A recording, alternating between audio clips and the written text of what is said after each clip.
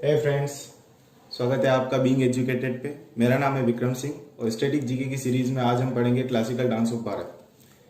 भारत में कुल 8 classical dance को दर्जा प्राप्त है, जो कि कुल 7 राज्यों के अंतर्गत आते हैं। क्लासिकल डांस का दर्जा संगीत नाटक अकादमी द्वारा दिया जाता है, जो कि 1953 में स्थापना हुई थी जिसकी। और संगीत नाटक अकादमी जो है वो संस्कृति मंत्रालय के अंतर्गत आती है। तो थोड़ा बहुत इसके बारे में समझ लेते हैं।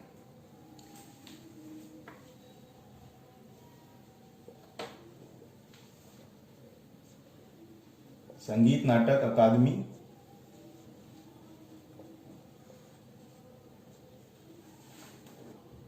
संगीत नाटक अकादमी की स्थापना वर्ष 1953 में हुई थी, 1953।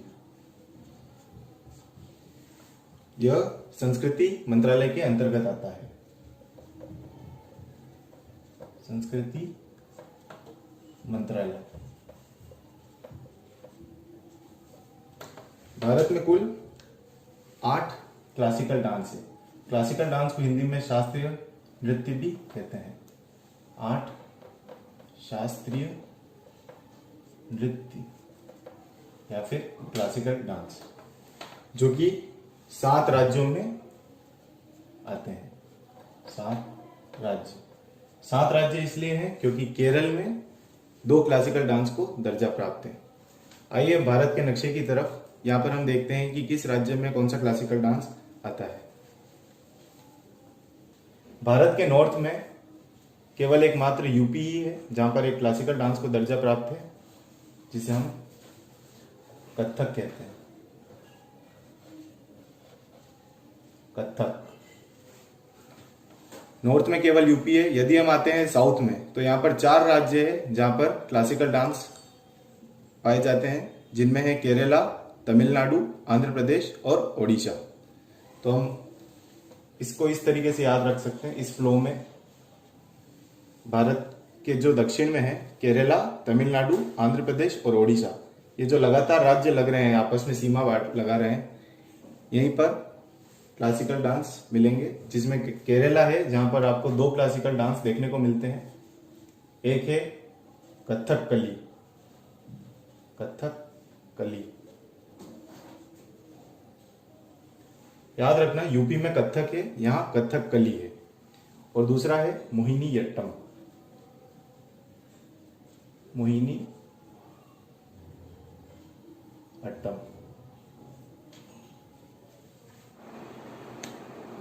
तमिलनाडु में पड़ता है भरतनाट्यम। भरतनाट्यम हम इन सभी के बारे में भी जानेंगे। फिलहाल हम मैप पे यही देख रहे हैं कि कौन से राज्य में कौन सा क्लासिकल डांस आता है। आंध्र प्रदेश में है कुचिपुड़ी। कुचिपुड़ी। और ओडिशा में है ओडिसी।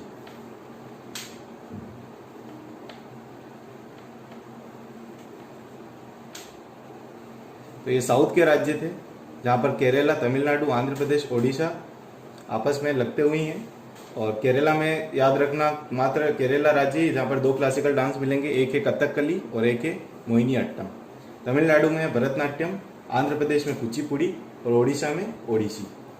अब आते हैं नॉर्थ ईस्ट में। नॉर्थ ईस्ट में आपको 2 राज्य मिलेंगे जहां पर क्लासिकल डांस मिलेंगे आपको, जहां पर एक है आसाम और एक है मणिपुर। आसाम में है सत्रिया और मणिपुर में मणिपुरी।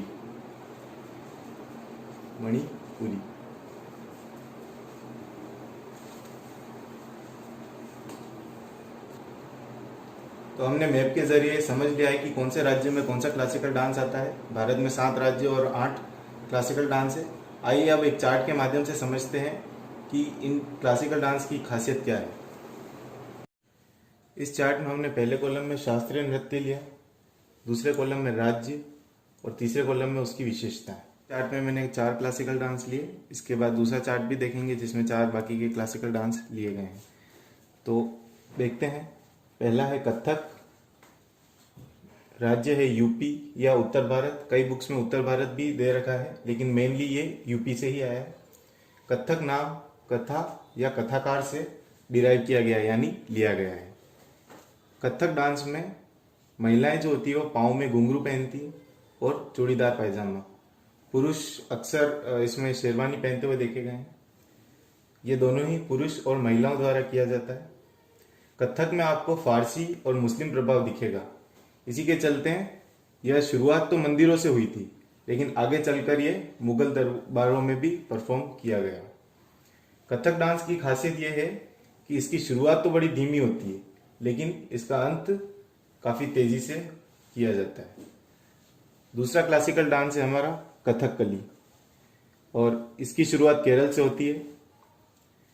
इसकी पहली खासियत यह है कि यह खुले आसमान के नीचे है और रात में इसकी प्रस्तुति दी जाती है। खुला आसमान होना चाहिए और रात होनी चाहिए। इसकी थीम होती है एपिक। एपिक से मतलब है जो पुराने काल में जो लिटरेचर हमें देखने को मिलते हैं उससे इसकी थीम ली गई है, जैसे महाभारत और रामायण।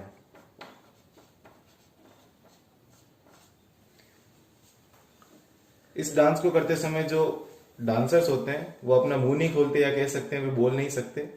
और इसमें चेहरे पर काफी भारी मेकअप किया जाता है। भारी मेकअप से मतलब है काफी, जैसे कोई चेहरा बिल्कुल ही लाल होगा या कोई चेहरा बिल्कुल ही हरा होगा। इससे आप समझ सकते हैं यदि किसी का चेहरा बिल्कुल हरा कलर का अगर है तो इसका मतलब ये है कि वो उसमें पॉजिटिव साइन दे रहा है। पॉजिटिव साइन से मतलब है कि वो डांस करते हुए ये बता रहा है कि उसमें उसका कैरेक्टर अच्छा है, और लाल कैरेक्टर ये शो कर रहा है कि वो उसमें विलेन का रोल कर रहा है।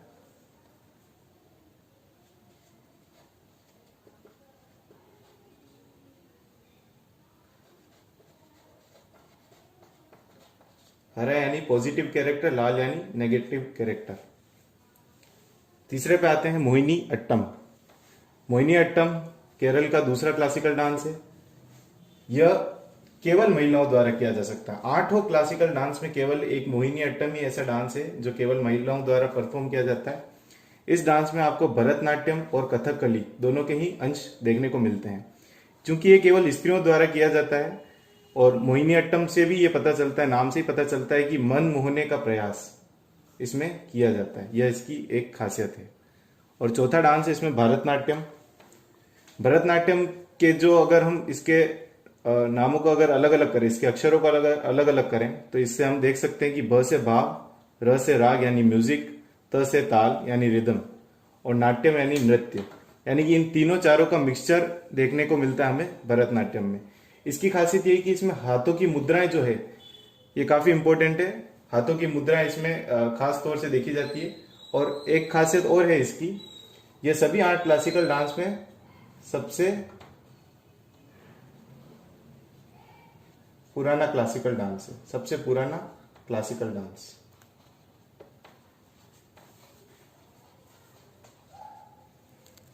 आइए अब देखते हैं बाकी के जो बचे हैं 4 क्लासिकल डांस। कुचिपुड़ी। कुचिपुड़ी जैसा कि हमने पहले देखा आंध्र प्रदेश में। इस कुचिपुड़ी डांस की विशेषता ये है कि यह या तो एकल परफॉर्म कर सकते हैं या फिर इसको ग्रुप डांस में भी किया जा सकता है। कुचिपुड़ी डांस में सिर पर गड़ा रखा जाता है और पांव के तले जो पीतल की थाली होती है, या आपने कई स्टेजेस वगैरह पर भी परफॉर्म करते हुए देखा होगा। तो इस प्रकार से इसका डांस किया जाता है, जिसमें सिर पर गड़ा और पांव के तले पीतल की थाली होती है, उस पर परफॉर्म किया जाता है ये डांस। इसकी जो थीम है यह भगवत पुराण से ली गई है। भगवत पुराण में भी ये स्पेशली श्री कृष्ण के जीवन पर आधारित है। श्री कृष्ण के जीवन पर आधारित है। श्री कृष्ण के जीवन पर आधारित है। अगला आ जाता है ओडिसी। ओडिसी जो है यह ओडिशा का क्लासिकल डांस है। इसकी थीम है गीता गोविंद की कहानियां। यह भी श्री कृष्ण की भक्ति में होता है, स्पेशली श्री कृष्ण की भक्ति में।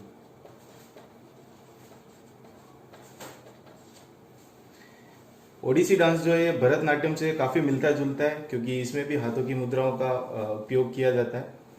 ओडिसी डांस के जो साक्ष्य हैं यह आपको कोणार्क के सूर्य मंदिर से प्राप्त होंगे। अगला डांस है सत्रिया। सत्रिया को आसाम में परफॉर्म किया जाता है। यह शंकर देव द्वारा शुरुआत इसकी की गई थी।